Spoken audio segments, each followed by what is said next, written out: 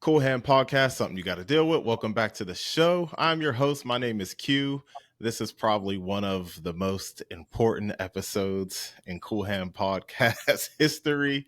And I'm going to say this. I was texting my homie the other day, and I said, okay, I got the Jaz Evon interview coming up. Our first official one-on-one interview, and she joins a select few that I am intimidated to interview. What? And you might wonder why, because there are some people who I am aware that they have accomplished so many things and have so many talents that interview wise, I just don't even know where to start, what to ask. And I am so nervous that I got a little bit of cognac tonight. I had to get me some liquid courage. So, guest, please introduce yourself. Yeah, what's up, guys? Thank you for that introduction. That's so nice. I'm Jaz Evon. I go by Jaz. Evon is my middle name, so that's kind of where that comes from. But yeah, hey, how's it going? Welcome to the Qool Hand Podcast. And honestly, with that long introduction, I was just so reluctant to ask you. I wanted to do this like an apartment ago, like the apartment we lived in before this one. I wanted to get at you, but I think I was, my nerves. I was just too, like she had a book. I was introduced to jazz through an entire book, so you can see where the hesitation comes in. But yes, welcome to the show. And Jaz, what all do you do, or what can you be known for? Oh man, what can I be known for? I just love to create. I love to create. So I don't know. Many people may know me just by music. Some people may know me by my poetry book or the short film. I don't know. I guess it depends on who you're asking, but yeah, I just love to create. And this is a true creative. So let's take things back. Um, we had an Instagram live interview before you and Dirt for one of your projects, but let's get to know Jaz before we get into all the creative things that you've done. So, where are you from originally? So I'm from Texas. I'm from a smaller town called Wichita Falls, Texas, which is like right on the border of Oklahoma. Some people call it Texoma. But yeah, that's where a lot of my family members are. My mom and I moved up to the Dallas area when I was around 6 or 7 years old because there's more job opportunities. So I grew up in the Dallas Fort Worth area. The rest of my life, I was raised up here. So yeah. Okay, so majority raised of your upbringing was in the Dallas Fort Worth area. Right. Okay, so what was life like growing up in Dallas Fort Worth over there in Texas? What was life like? I don't know. I was kind of like I wasn't raised in the truth, right? I wasn't raised as one of Jehovah's Witnesses. I was raised around it. So of course, life was a bit different than how it is now. I was, of course, celebrating birthdays and holidays and things like that. Um, I was raised as an only child. I do have siblings, but I didn't know them until much later in my life. They're all on my father's side. And yeah, so I don't know. I life life was cool. I was raised to by my mother and my grandmother to be as creative as possible and to use my imagination. So I believe that's why I'm the way that I am now because of them. Um, I loved all kinds of music. Although I was raised in the Dallas area, I still, of course, would visit my hometown very often, and that's where a lot of my great grandmother and my great aunts were. I have a lot of women in my family, by the way. I have men as well, but a lot of women in my family, and they all love to dance and sing and put on shows for us all. And so I grew up loving like old school, and of course, at some point in my life, I got into like pop and then hip hop and things like that. So yeah, hopefully I'm answering your question. I feel like I'm ranting, but, Oh, but we love rants on the Cool Hand podcast. Please rant. So, okay, so the creative things, and what were those shows like? You mentioned they were putting on shows for the family. yeah, like they would sing songs, and my mom said my aunts would do this when she was a little girl as well. They would like sing songs and dance and kind of make up like a little choreography, and just sing and dance. And so myself and my cousins, we would do the same thing. We even tried to like start like a little group when I was around 10 called Inspire. It's so corny now and embarrassing, but it was me, my girl cousin, and my boy cousin. And when you're a kid, you kind of sound like you can sing because your voice isn't fully developed. So yeah, I we would sing and rap and dance and do like little family reunion talent shows. That was always fun. Yeah. Okay. Yeah, that's pretty cool. So you answered one of my standard questions too, like what were you into creatively. So you had the sing and dance, you had the hit group Inspire. So what else? Were there any other talents or any creative things that you were into as a youngin? Yeah, so I had a huge imagination, so I loved writing. My granny would write a lot. She had like a typewriter, and she would like make up these stories. So that's something that I enjoyed. And she would also write poetry. My mom likes to write as well. But yeah, going back to my granny, of course, I actually used one of her poems in Habits, like the very last poem there. Okay. So Granny, shout out to Granny. Granny had a huge impact, very huge impact on you, I can see. So um, as time goes on, I hope I'm not skipping too far ahead. You got into music a little bit more. Mhm. At what age? Now I'm aware of the rap. I'm aware that you were rapping as a youngin and maybe as a teenager or late adolescent. But did you stick with rapping and singing, or just primarily rapping? Mostly rapping. When I realized at a certain age, like, oh, I can't sing. I actually had a friend tell me that on the phone. I was just minding my business. We were, just girls back in the day, on the home phone, the house phone. We were on three way, and we were listening to B2K, and I was just minding my business singing. And one of my friends was like, "Jazz, you cannot sing," and I was like, Dang, "Word." You're lying. But yeah, so that did it for me. That did it for me. But of course, I loved hip hop. I loved rapping, and I would write like these little raps. Can't freestyle for nothing, but I hope my computer is not gonna go off. All right, sorry guys. Um, she's still with us. Still with you. Okay. But yeah, so I grew up in Texas, not in Houston, but of course, Swisher House and the Chop and Screw era still had a huge influence on, I feel like, all of Texas. So, I grew up on, like, with my cousins, my older cousins, like, freestyling over certain beats. And I'm like, I want to be like that. I want to rap like that. They would have like these underground like DVDs of like Mike Jones and Lil Flip. And, Hmm. I really didn't like those particular artists, but I did, I appreciate, the old school like UGK and all of them. So, yeah, that's kind of what started that. Got you. And who were some of your favorite hip hop acts growing up? Whew. Um, so should I start in middle school? I want to say one of them had to have been Ti for sure.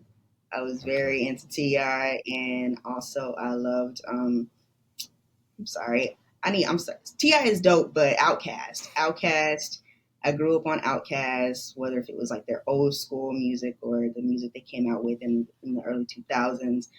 Very big into Andre 3000. I thought he was so unique, and that's what definitely influenced me. People like Missy Elliott, of course. I feel like we had quite a bit of female rappers at that time that were just themselves and original, and they weren't trying hard Hmm. to, push a certain agenda. that's kind of pushed now. So I think we had a little bit more variety when it came to female artists back then. Gotcha. That's yeah, you're right. There was a lot more originality, as you said. Um, Without dwelling on that, because my mind is going to a bunch of different places that can branch off into a bunch of different topics. So, okay, so we have some influences in what you were listening to. So this might have had an influence on your future rap aspirations. So, at what age did you really start like rapping, putting these bars together, putting your 16s together, and all of that? Ooh, I would say when I was around 13, 14 years old. Um, I had a guy friend that also liked to rap, and I had this a school laptop, and I had an Audacity on it, and I don't know if anybody knows what that is. It's kind of, Hmm. yeah. So we would record. We didn't have a mic or anything. We just record over the laptop, and we did this one. I wouldn't call it a freestyle, but we were just kind of spitting on it. It was to the beat of and then what, that song by Jeezy. Yeah. So Hmm. and I still have that CD to this day. It's crazy, but yeah, that was kind of the start of it, and then eventually, I told my mom that that was something that I wanted to do. That I was into music more so than sports, because at one point I was playing sports, and so then we went to Fry's Electronics and got this like cheap computer mic, and I kind of taped it on the wall. So in the summertime in 2006, I would just kind of like flip it down and I would just like record. I don't I think I had a software called Magix or something like that, Okay. and I would just download like different instrumentals or beats from a LimeWire or Glutes or something like that, and I would just rap over it, and that kind of started it. And then we came across this guy named Thomas Piper who had his own little home studio, and so I would go and record in his studio. Um, and this is all at the age of like 14, going on 15. Um, and he would actually allow me to like be as creative as possible. He would allow me to try to make my own beats. And I think he had a Wow. Cubase. And so it was really cool. Now looking back, okay, the beats were terrible. The songs were really corny, okay, very kids bop. But I guess for someone that was at that age, that was just like wow. So yeah, that's how it started.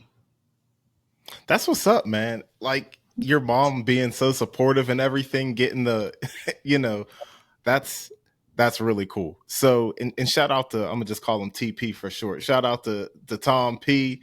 Letting a young creative do their thing, and I think that's really nice to have like a young person explore their creativity and kind of just let the reins be loose on them. So, that's pretty cool. So that's 13 and 14. How did the music progress? So I eventually got a MySpace account, right? And then I would like add my music on there. And sometimes I think I even like did like a talent show, which is really it was like to join a record label called Ponomo Records.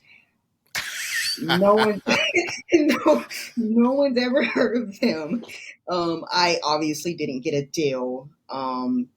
But there was a girl that was like into songwriting that wanted me to go to the studio, and I just never got to go because it was just too much money. But anyways, just fast forwarding to like probably around 2007, I'm thinking there was a guy that would reach out to me on MySpace in my comments, and I'm not gonna say like verbatim like what he would say because the language is bad, but he would say, "Hey, come mess with us." And I'm like only 15 going on 16, so I'm like, what does that even mean? Like I spoke slang, but not to that degree. So I'm like, Hmm. why is he saying this to me? So I would ignore it, and then I eventually got like a message on MySpace, I'm showing my age, y'all. Anyway, I got a message on my face, and this other guy was like, "Hey, I love what you're doing. Come mess with us. Like, we got this. We're starting a label. We're all young, and we just love doing music. Yada yada yada." So I'm like, "Oh, okay, that sounds really cool." So I gave him my contact information for him to reach out to me. He called me on three-way with the guy that initially commented on my MySpace, and the guy was like, "Hey, can you spit something for us?" And so I was just like, okay, cool." So I just kind of started flowing, and they were just like really hyping it up and gassing it. And I'm like, "Oh, they like this? Cool." So they're like, "Yeah, when can you come to the studio with us? Like, when can you do music with us?" And I was like, "I gotta ask my mom first." So, because I'm still a child. So they were like, "Yeah, that's cool." So I told my mom, and eventually my mom actually went with me. In the beginning, my mom would always go with me to make sure everything was straight. She met his mom, and they all like would kind of joke with my mom, as my I posted this that my name at the time was Young Lita, and so she would joke and say that her name was Two Lita, Oh like my like gosh. I know. So they thought that was so funny, and I'm like, please don't encourage this. But but yeah, my mom was very supportive of it, and eventually she got to a point to where she like really trusted them. And the guy, of course, that um, messaged me on MySpace, we didn't really have too much of a friendship, but the guy that commented, we ended up being like really close. And he, till this day, he's kind of like a brother figure to me. Him and his wife were for a long time. So yeah, yeah, I'm gonna stop right there because I can keep going. Oh, I want you to keep Oh, going you want because me to keep you going? mentioned, yeah, yeah, keep it going. I love this story. Keep it going. Okay, all right. Well, okay, let's see. So yeah, I would record with them, and one of the songs that I did, it was just on a beat that was sent to me via email by one of the guys that reached out to me. I'll call him CW, right? And so CW sent me this beat. He was like, "Hey, write a song to this," and I was like, "Okay, cool." And I put it on my MySpace afterward, and a lot of people were like, "Oh, that song was so cool! That was you! I can't believe that was you!" And I'm like, "Oh," because I'm still timid and stuff like that, and I'm like, "Oh, thank you." And next thing you know, I get like a message on MySpace from this producer, this young cat that's like, "Hey, that's my beat. Take that song down."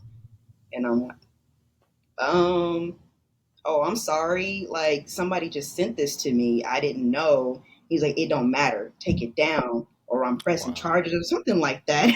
And Wow. keep in mind, I'm only like 15. So I'm like, "Oh, I'm so sorry." Like, so I told my mom, and she was like, "Okay, ask him how much it is." And he was like, "Oh, it's $40." And my mom was like, $40. So she was like, I come to find out he was only a kid himself, but his beat was actually pretty good for somebody that was young. But so we met him. We gave him the $40. My mom gave him that because I didn't have a job.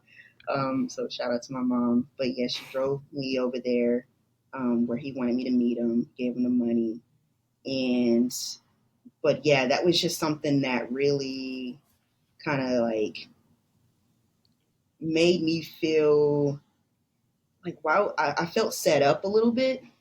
Like, why would you just give me a beat and this person doesn't even know that you're giving away this beat to somebody? So that made me feel uncomfortable. But that they would do stuff like that. They would just get beats and just like do songs. And but I was really trying to make it. Like, I really wanted to be on the radio. So eventually I did another song called, it's corny, called Do You Walk. At that time, at this era, was like everybody had a dance song. They had a dance song. Everybody was doing the Dallas Boogie. Um, Mm. so people loved it where I was, and I got to perform it at a talent show. We had a couple of mixtape release parties, which I'll kind of get to that story eventually because that was crazy. Um, so I'm trying to get on the radio, and I'm talking to CW about it, and he's like, "No, that song goes hard." And I was like, "Yeah, I want it on the radio." And he was like, "You can't get that song on the radio." And I was like, "Why?" And he was like, "Because everybody has that beat." And I was like, "Well, stop giving me." And at this point, I'm like 16. Like, why are y'all doing this? So then I'm like, okay, eventually I need to figure out how to like get my own beats. But in the meantime, I'm just going to make the music I want to make and not really care too much about radio hits because I'm still in high school. Like, I was a junior at this point. And so going back to the mixtape release parties, right? So the first one that we had, and of course I had other songs at this point. Um, it was like in this hotel, little area in the hotel, and they had like a little stage, and we had like different artists from Dallas coming to like open for us. I'm like, open, like y'all opening for us? Who are Hmm. we? But and one of them was a group called G Spot, and they came in rolling deep, and they had like this entourage, like these girls like walking in with their arms folded, and it was just like really confusing. Wow. And they got on stage, they started performing, and they had pretty Ricky sounding songs. And then out of the blue, they were like, "Oh yeah, we want to perform a new song for y'all now. We got this song. It's a new song called Stanky Leg." And people were laughing because they're like, "Stanky leg? What is a stanky leg?" so, so they perform. People, you know how people are when you don't really know an artist. They just kind of look at you. I'm trying to Hmm. like dance because I don't want to be that way. I'm not a hater, but yeah. So they perform some of their songs. Eventually, I got to perform, and some of my homeboys got to perform. Also, keep in mind we do have like chaperones. We do have adults there because we're all kids. We're under the age, right? So we're underage, and so next thing you know, a fight breaks out. It gets really bad, and we all have to leave, of course, right? And and the cops, for whatever reason, they blame. I didn't tell you the name of the record label, so it was called Well Fed Records. So they blamed Well Fed, and they basically said, "Oh, Well Fed is a gang because of these fights that are happening." And so, and I'm looking like, I'm not in a gang. I know I'm not in a gang. I don't even look like I'm in a gang, but um, so anyway, we eventually planned another one. But at this point, my friend Elliot, who was over it, he was like, "Well, I don't want them thinking that this has anything to do with us, this clique and that clique that's kind of beefing with each other, and they, for whatever reason, are choosing to fight at my events." And so he told some of the officers, and he was like, "Can we have like a few people just kind of monitor our next event, just in case, so you can see, like if anybody's going to try to go in there and start fighting." And they agreed to do it, and we still had, Wow. adults chaperoning the party. My mom was one of them, and this time it's like in a different building, and so same thing. At this point, G Spot is more popular with Stanky Leg. Their video is gotten. They had a YouTube video first before their music video. So at this point, when they're performing their song, everybody knows it. It's on the radio, and you have these other, up and coming artists in Dallas that performed. I didn't get to perform this party, so Okay. I remember standing in the crowd, and the next thing you know, I see someone run up with a chair and just smack the mess out of somebody with the chair. And it scared me because I'm like, whoa. So I'm like I'm backing up, and next thing you know, I see like a mob of people fighting, and then I see people running and screaming. So I'm like, I need to find my cousin. I need to find my mom. So I found my cousin. We ran back to where the concession was, where my mom was. And we run inside, and other kids start running inside as well because, there's an adult, my mom. And my mom was like, close the door, close the door. And before that can happen, we see like a group of guys kind of run to like the back of the wall in the hallway, and they're just kind of crowded there. And then I see someone, I'm not going to do a hand gesture, basically see someone with a gun pointed at that group of guys. So that scared the mess out of me. And then that's when the cops want to come in with the tear gas. Mm-hmm. Like, so y'all saw these guys run up in here, and now y'all want to come in here with the tear gas and tell everybody to leave. Mm-hmm. Mm-hmm. But anyway, so that was some craziness. My mom was like, "Never again. You're never gonna go back to one of those parties." But of course, I kept doing music with Well Fed up until I was like 19 or 20. Yeah. Okay. What a crazy story. You got caught up in the well-fed Rico violence violence following the well-fed record label. That is, see, when you were telling this story, all I'm thinking of is, why can't y'all act right? And this is why I don't go to rap concerts, because y'all don't know how to be peaceful. So I Mm-hmm. thank you for sharing that. Um, crazy stuff at such a young age too. Like, all right, so you were with Well Fed up until 18, 19, you said? or around 20, like a little bit before. Okay. So you were doing your thing, and from the music that you release now in present day, you're pretty good. And you shared some, thank you for opening up your life story on your Instagram stories. You played some 100% straight classic, late, what, yeah, early 2000s, 2008 type, 2008 to like 2012 bangers. Dog, and this is why I'm like, I have to get Jaz Evon one-on-one, because when I heard some of the classics, back when you had your other name that I won't call you, uh It's okay. I already said it. okay, Young Leader. I love the name too, by the way. That's the thing. So um it's just, it was kind of refreshing to hear, because I don't know if it's a side effect of me getting old. I say it on every episode. I'm 30 now. But I start to look at, the old days, like, you know what, that era wasn't so bad. And you hear certain songs from when you were a youngin', and you're like, man, those were the days. So just hearing some of those old songs that you have just gave me like a nostalgic feel that I really enjoyed. So thank you for sharing that as well.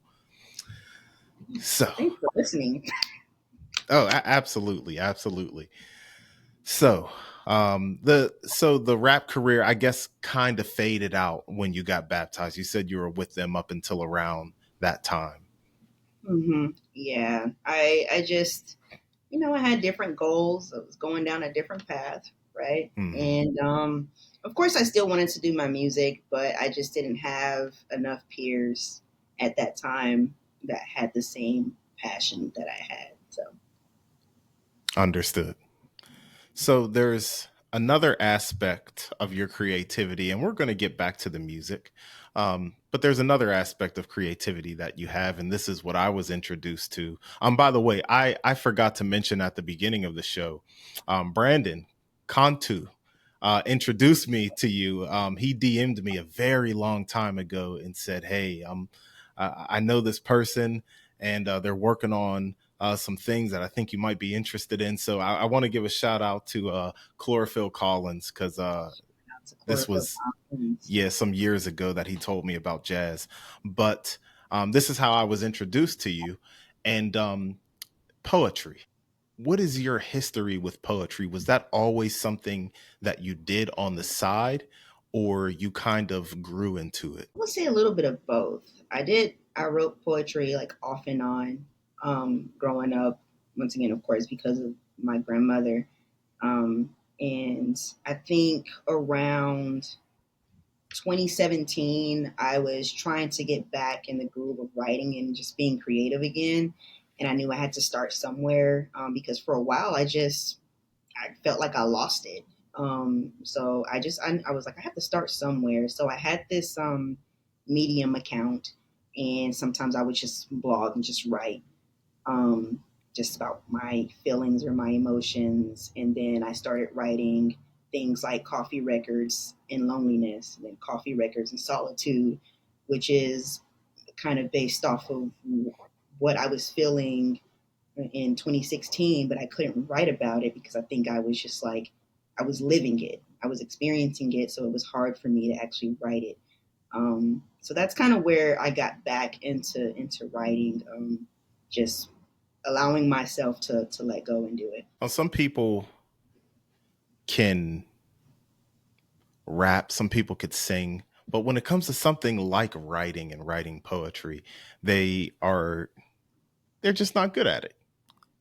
You, on the other hand, are very proficient, efficient, well. You do it very well. So, did it come easy to you, or is it something that you really kind of had to really sharpen the craft with? I don't want to say it comes easy because I don't know. I just feel like by the way, I have the biggest imposter syndrome. So, but I don't want to say like it comes easy, but at the same time, it's just, I'm just basically going off of how I feel, and it just comes out that way. And sometimes I feel like I'm not even that great. I'm like, this is very basic, it's very simple. Um, but I, appreciate the love, from people that support it. By the way, because I've gotten so many shout outs, shout out to Kayla.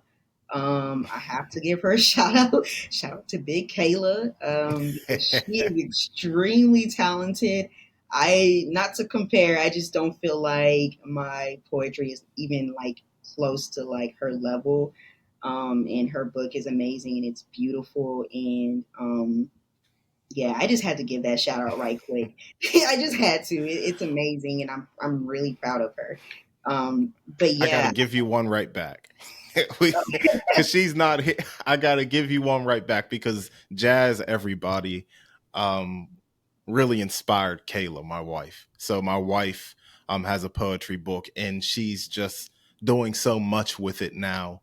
But I would say it really started with Jazz. I think to have the confidence to see someone that she knows. We never met in person, but we've had a lot of communication throughout the years. But I think Jazz was the defining factor that made my wife want to put together this book. Seeing someone and saying, "I can do that too. I'm gonna put myself out there." So yeah, I can't let that ride. You got to get your props. You got to get your credit. But yeah, sorry, I had to throw that in there. all right. Well, I appreciate that. I do. I appreciate that. But yeah, I don't even remember your question now. But you asking me about my start in poetry, basically. Right. Yeah. Yeah. So that's basically what, I guess, where that stemmed from. Just me, just allowing myself to just go for it. hmm Yeah.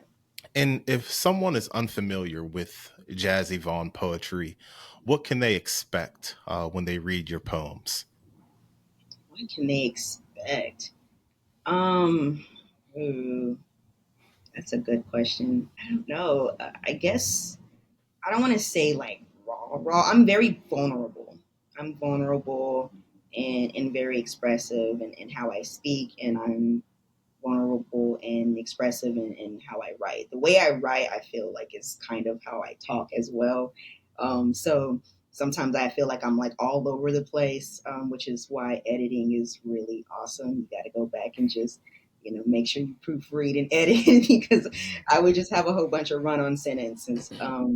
But yeah, I would say I'm a very vulnerable, emotional being, and I feel just about everything, and you will see that in my writing. And that brings us to habits. Mm. what is the story behind habits? And I feel like there's layers to this because it's one thing to uh, compose all of these poems and put them together, but then making the decision to make a book and then having a cover. Can you talk about how habits came to be?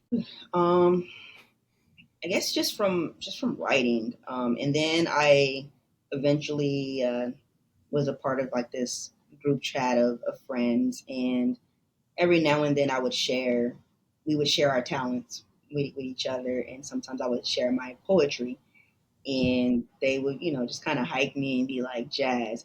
And one day, this one girl was like, "You need to put out a book. Like this better be in a book someday." And I was like, are you for real? You think I should write a book?" And I don't know. I just kind of took it and ran with it. It took me some time because you know I was very nervous about it, and I was like, "There's no way anyone's gonna really care this much about what I'm writing." But and I honestly didn't plan on telling people. It was just something that I was like, I just want to write and publish it just for the sake of, you know, being able to finish something I started and just put it out. And yeah, but eventually word got out, and I told certain people, but word got out. So I was like, forget it. I'll just tell everybody. But a habit started basically from just kind of people encouraging me to keep writing and to you know publish a book. That's the power of positive peer pressure. So Yeah. you have the book and you just went above and beyond and did a short film. So, Yeah. uh, where did this idea come from to do a short film and what went into it? So I, like I said, I didn't even think I was going to do anything with it. Like maybe a couple of months after I published it, a guy reached out to me, an old friend reached out to me, and he was like, I want to do something with your book. I don't know what it is yet, but I'm thinking either like do like a really cool slideshow with really awesome photography with your voiceover, or a short film. And I always wanted to get into film, you know. So I was like, why not do a short film? Like, let's go for it. So that's how it started. No, sorry, what was your other question? Oh, just the story behind it. So that's how it started. So when you and your associate were coming up with this idea, did you think that it would be as big as the Habit short film was? Nah, not really. Not really. I mean, I thought it was gonna be like really awesome because I felt like he was very creative himself, and I was like, well, if he's a part of it, it's gonna be good, and we're gonna cast some really cool people. We're gonna be able to find someone that you know can shoot it, and it's gonna look decent. I didn't think it would look as good as it looked. I feel like of course, there's some things I would change now. Watching it, I'm very like I critique a lot of my work nowadays, but um, you know, I feel like it looked a lot better than the budget that we had. Like it wasn't, you know, it was a lot of money for me, but at the same time, for most people that work on these types of projects, you know, they spend a lot more money, and of course, their projects look a lot cooler. But anyways, I thought it was pretty cool. That was pretty cool. I thought it was pretty cool too. So, all right, we got to spend some more time on this short film because there are different settings, there's different angles, there is just so much involved in this short film that it's kind of mind blowing, and especially when people do these things independently. It's just it's very interesting and cool to see. So something I learned when I was talking to Morgan on our podcast a couple months ago is that people were coming into your area to film. Was that the case for everyone, or were most of the people local? How did that work in casting and bringing people in? So yeah, a lot of them were local. Morgan, of course, was awesome enough to come down and shoot her. She likes driving anyway. She's just the kind of, she likes to travel, as you've learned. Mhm. But there was a young lady that I got to basically direct her while she was in Atlanta. So she had one of her friends help us shoot it. So we were on Zoom, like directing it, and which was a little complicated because it's not really, actually all of it was kind of complicated to schedule and work around other people's schedules. People work, and um, still had their ministry and things like that. But there were some people that like Morgan that drove, and then we had Allie that we were able to direct through Zoom. But yeah. Okay. And how hard was it to get people? Because you had a lot of folks up in that up in that short film. So, what was it like reaching out to people saying like, "Hey, I think you would be good for this," or "Hey, could you help me with that?" How much time did you spend doing things like that? A lot. A lot. We had a lot of Zoom meetings in the very beginning. Just so in the beginning, trying to cast people, because they didn't have to audition, right? We just kind of reached out and we are like, "Hey, would you like to do this?" Um, Kamasi, who was doing the project with me, he knew a few people. Some of them kind of, they didn't come through. Some of them we had to like switch them out from one segment to another because they just kind of ghosted us for a little bit and then popped up like, "Hey, I'm ready now." So, and but yeah, like for the most part, there were some people that were like, "Yeah, let's do this. When are we shooting?" And then they were like impatient because they were like, because we reached out to them in 2020. We didn't start shooting in 2021. So they're like, Okay. "When are we doing this?" And it's like, give us some time. Like, we still got to plan and, write things out and how we want things to look. And, we want it to look good. So, but once we got to that point and we started having these Zoom meetings, which I was doing a lot of talking in, and that's something that I was not really fond of around that time. But I did a whole lot of talking to some people that I knew and then some strangers. And, I got to meet some really cool individuals that till this day I'm still cool with. So Habits was a very cool experience. Yeah. That's what's up. So, how long did filming take? Whew.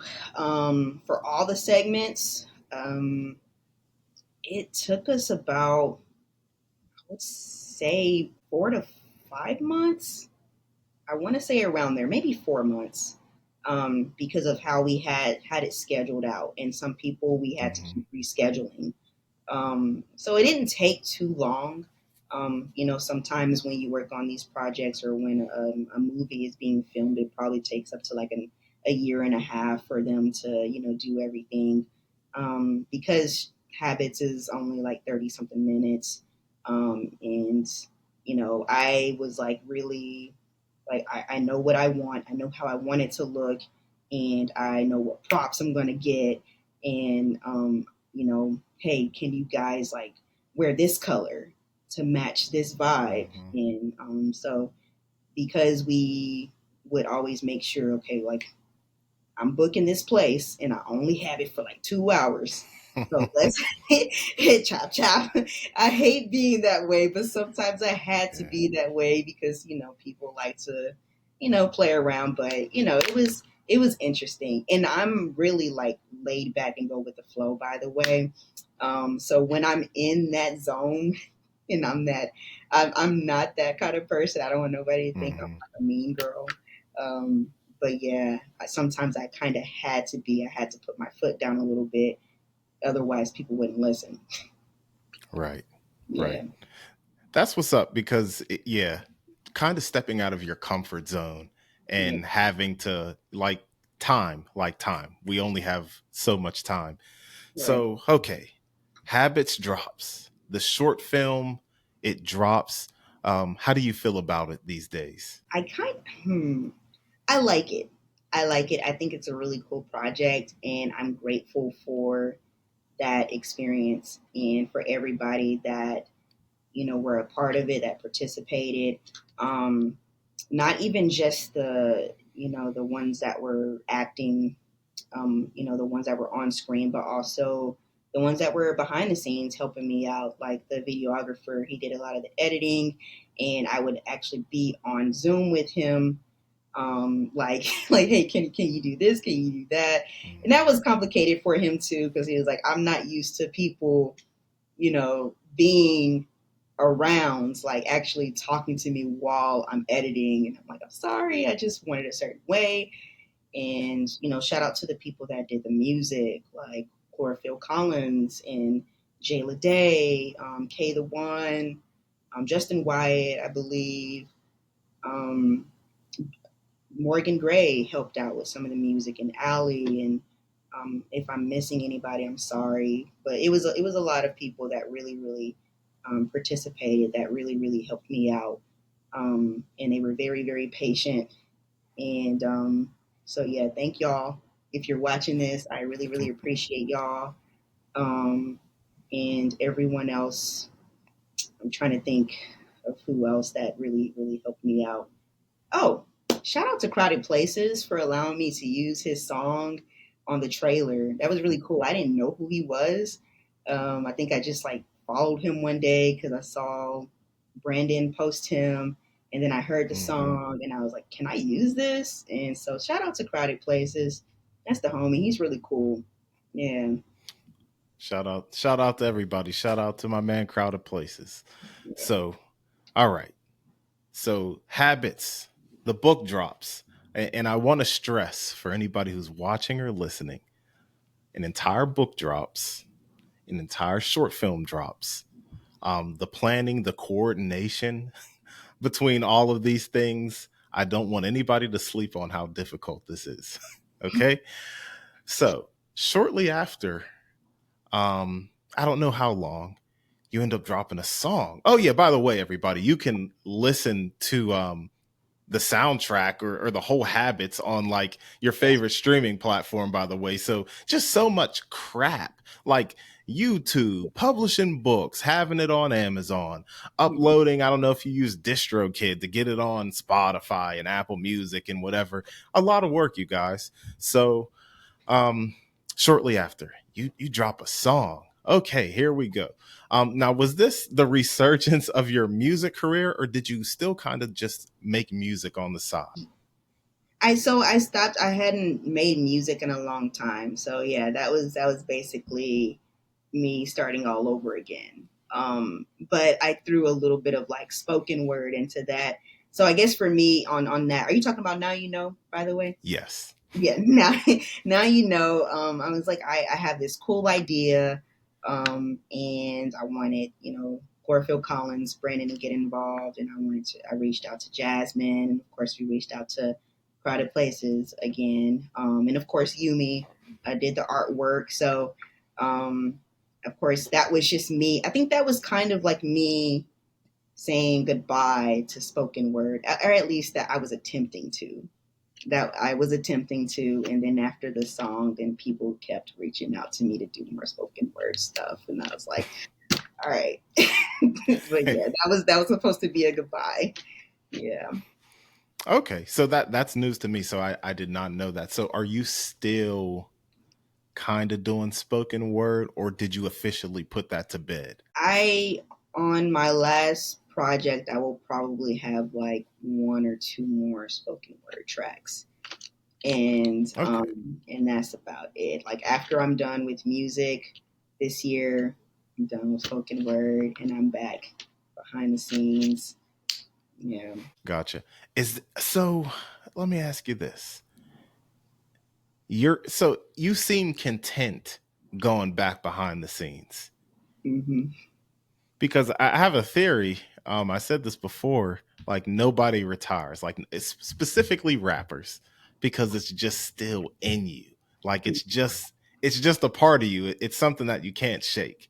So What is it that you just rather be behind the scenes and just put like the spoken word in the music away? I think I don't think I really wanted to get back into music like this long. I just wanted to do a few projects, and I think it was just kind of like, I don't want to say like filling a void or anything.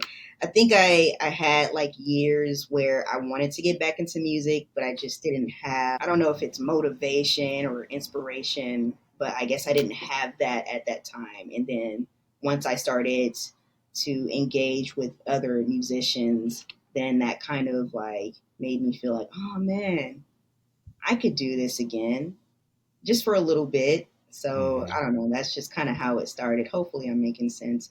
But Yeah. yeah, that's that's basically how that started. And of course, it's fun. It's a lot of fun.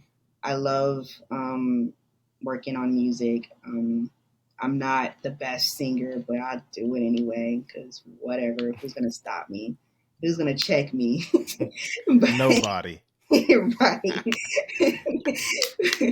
But yeah, so that's basically what this is. I don't think I'll ever like stop. Like I think if someone was to reach out to me, maybe about five people, I can count on one hand who I would like say yes to if they were like, Mhm. hey, I would like you to feature on my track. I would probably say yes to them. But that's just about it. Yeah. Got you. Yeah. So this is an exclusive person, y'all. So, only a select few. So okay. So we're looking forward to what you have coming up next.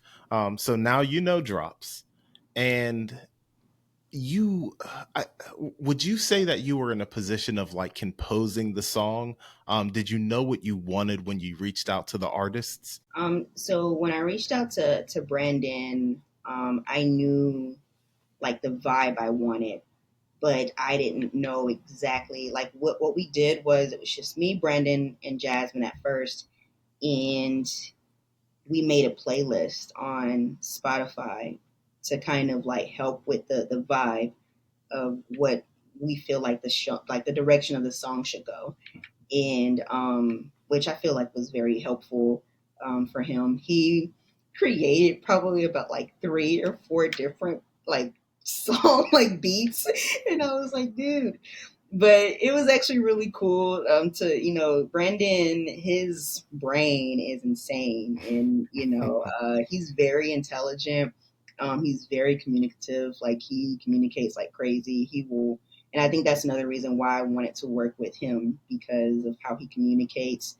He'll like send a voice note and like say all these big words and stuff. And I'm like, bro, I don't know what you're saying, but I'm sure the song is fine. But eventually we got to the point to where, it sounded the way it sounds now. And I was like, this is perfect. No more changes. Like you don't have to change anything else. This is perfect. So um, that's kind of how that started. Yeah, I keep losing your question. I'm sorry. No, you're fine because you're given exactly what I'm asking. Honestly, just how the song came about, the composing of it, and everything. Um, so you get Jasmine, you eventually get Crowded Places. Now, how did he end up being on that song since you originally had just yourself, Chlorophyll Collins, and Jasmine?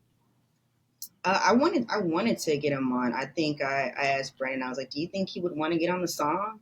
And I can't remember if it was me that reached out or Brandon, but either way, he was very enthused. Anytime like I reach out to Samson, he's very enthused. I don't know if Hmm. that's he's just like I think he's just excited to create. So yeah, I can't remember. That was so long ago. I can't remember who reached out to him first, but eventually we started like a group chat. Um, and he would like send like little recordings of him like rapping gibberish. And he's like, "This is how I want it to sound." And I'm like, "This is so cool." And then he kind of added on to Jasmine's part. where he was like, I'm not gonna sing it, but he added on to Jasmine's part, and I was like, this is perfect. So that's kind of, I feel like we ended the song with a bang for sure. Absolutely. Now you know on all platforms, by the way, everybody. So the music starts to get a rejuvenation, and Not For Everybody came next. Is that right? Yeah. Okay. And we did a whole interview on Not For Everybody. So I encourage you to check that out. Myself, Jaz Evon, and Dirt with three T's. We did that. We did it on Instagram Live, and for the sake of time, because we have other things to get to as well. Like I said, this is a very accomplished individual. So, for the sake of time, go check that interview out. Talking about Not For Everybody. Did you have anything to add about Not For Everybody? Your collaboration project with Dirt. Um, no, nothing to add. Yeah, definitely go check out that interview that we did last year for sure. There you go. Perfect plug right there. So we get a full Jaz Evon project. You had like a full rollout. You had songs preceding the project. You were on your stuff. It was kind of almost like it reminds me of the Good Fridays. If anybody remembers Kanye West leading up to My Beautiful Dark Twisted Fantasy, he was dropping a song every Friday, and he called it Good Fridays. And now she wasn't dropping the song every Friday, but you had some epic songs leading up into your project, Dark Till. So let's talk about the Dark Till era. I really want to leave it open ended. If you can just talk about the inception of Dark Till, the songs leading up to it, and how it came to be. Hmm. Okay. So I actually started writing for that project like before we even did Not For Everybody. I kind of would post little things here and there, and I was creating like a highlight for it just to kind of help me. I knew that other people didn't know what I was doing, but I knew, and it was just kind of help me to stay on track of what I wanted for this project. Um, so yeah, Dark Till. I would say I would say this is me kind of like taking on the role as a younger me. So like maybe me like in my mid to late 20s, just things that I never really expressed or got to really write about or talk about. So that's basically what Dark Till is. And I know sometimes when people hear a song or they listen to an album, they're like, oh, this is what they're going through. And for me, a lot of times it's like I wrote this because this is what I went through. And now I feel comfortable. I feel like I'm in a space where I can write about it and talk about it. And if this helps anybody, if anybody maybe has related to anything that I have written about, then maybe I don't know, maybe they can understand that this is a story. It's very sorry, I'm having like a lot of brain fog right now. That's my entire life. So take your time. But yeah, anything I write tells a story. So the songs that I have, they're kind of like they go in order. Someone told me like, oh, the songs just like really flowed, and I was like, well, thank you because I did that on purpose. Even if I'm not writing a book, I feel like I want my music to kind of feel like an audiobook in a sense. But yeah. Okay. Now, this is what I'm wondering about Dark Till. Where did you find the production for for these songs? Um So let's see. I don't have the sources that some people might have when it comes to producers and things like that. So what I did was I just leased the beats, which worked better for me because I was like, there's no, it wouldn't make any sense for me to buy exclusive beats from these different producers. One, I don't have that kind of money. Two, am I really trying to? If I'm gonna buy exclusive beats like that, I better be trying to make it. Hmm. So I was like, this is what I'm gonna do, and I'm sorry, this might disappoint some people. So there's a an app or website called BeatStars, and I'm very specific in what I look for. Like some, if you just go on the homepage, you'll like play a beat, and it's like a little baby sounding beat, and I'm not into that kind of stuff. Like I'm very specific in what I look for in the sound that I'm going for. So I don't know. I don't want to say there's an art to it, to the beats that I look for, but that's basically that. Um, if I had the tools or the people that that could make beats for me, I would definitely hit them up. But sometimes when you want to get something done, it's just best to just do it yourself and look for it yourself. I will say this. I know you didn't ask this, but I will say this. Collaborating and reaching out to people is not. It sometimes it's good when people actually want to work and then they actually fall through with it. But when they kind of start ghosting you, that's not really fun. It takes the fun out of creating for me. So that's why I went that route. You know? Gotcha. Yeah. 100%. As I know musicians. So I, you know, you hear about even on the collaboration project. I came out of retirement. There was a lot of a lot of people that were supposed to be involved and things. So yeah, working with people as a musician is rough. And I feel for you guys, all my musicians out there. I understand it ain't easy. People go Hollywood, people go ghost. It's a real thing. So, okay. And I do want to give you some more compliments here. Just as somebody else said, everything flowed with each other. Like, I feel like the production was just the way that you chose the production and made these songs your own. Like it's kind of incredible. Let's just say, okay, you lease this beat and some other person uses it in the future, and I hear it on Apple Music or something. I don't know. I would probably think they didn't do it better than Jaz Evon, because the features, the hooks, especially like Nonchalant, you and Blaze doing y'all thing, like it just sounds so good. Like it's such a polished project. It's appropriate. It's not like this interview didn't come out yet, but I was talking to a brother, and he said, I want my clothing brand. I don't want it to be, oh, that little clothing brand. No, it's a clothing brand. This isn't, oh, that little project that Jaz put out. No, this is Dark Till, period. Like this is it. This is the product. It's not a beginner thing. It's not, it's just what it is. And it's great. I'm Thank you. long winded.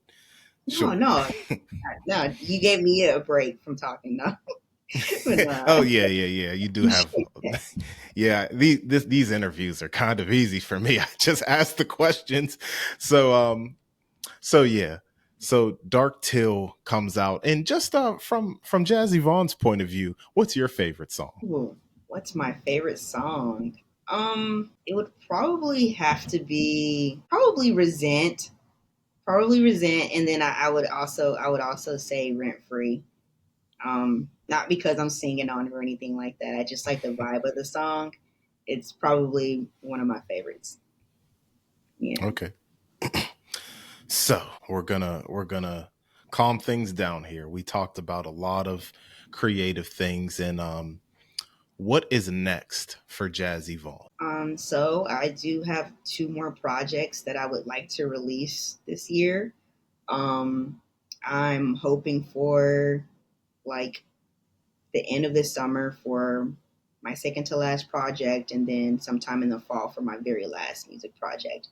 And then after that, I am writing. I've been writing for a couple of like mini series. That's the thing too. My brain is all over the place, so it's really hard for me to just work on one thing. That's probably why I keep putting stuff out the way I do, but which can be it's a lot sometimes. But anyway, yeah. So hopefully, um, once those music projects are released and everything, I can focus more on my film projects.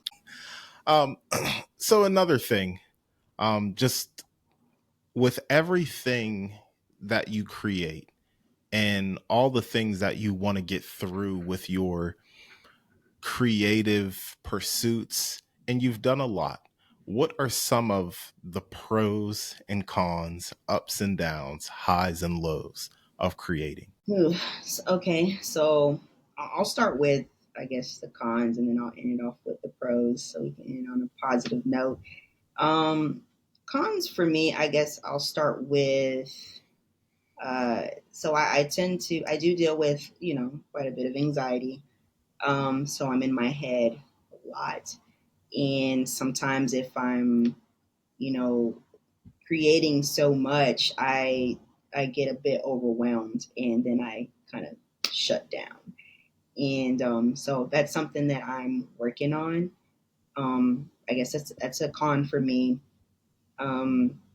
It's just me dealing with myself and in my battles. And another con with I already talked about it, but it's definitely sometimes having to when you want to collaborate with people and they just ghost you. Like, man, I don't want to feel like I'm begging you just to work on a song. I don't like being in anybody's DMs. Don't have me looking like looking like some sister that's trying to holler. I just want you said you wanted to work on this song with me. Where are you? But yeah, that's another con for me. Just dealing with people that yeah, they just disappear on you. Um, but the pros for me, creating is very therapeutic for me. So whenever I am able to create, whether if it's um, writing or um, music or doing like film or whatever it is, I kind of feel like I release a certain energy. Or I don't want to sound like one of those like really like spiritual people, but Yeah, I I feel get like what you mean. I release all of that, and I can just kind of move forward to the next chapter. So that's definitely a pro for me. It's like therapy, and I really enjoy it. Got you. I want to thank you for being on the show, but before we conclude, is there any last words, any shout outs, anything that I missed, any message you wanted to get out there, anything like that? Open floor. I guess the message that I would just put out there is that if you're thinking about creating anything, just do it. Just start. Don't overthink it. Don't allow, well, I don't have the tools to do this or I can't do that. Just start. Everybody's got to start somewhere. So just start it. And of course, while you're in the process of doing it, if you have questions and you know anybody that's more experienced in that, whatever it is you're trying to work on, it's okay to ask questions. Yeah. There you have it. Jaz Evon, all the way from the South, Texas. Thank you for being on the show, Jazz. I appreciate it. And this is the Qool Hand Podcast, something you got to deal with. Easy.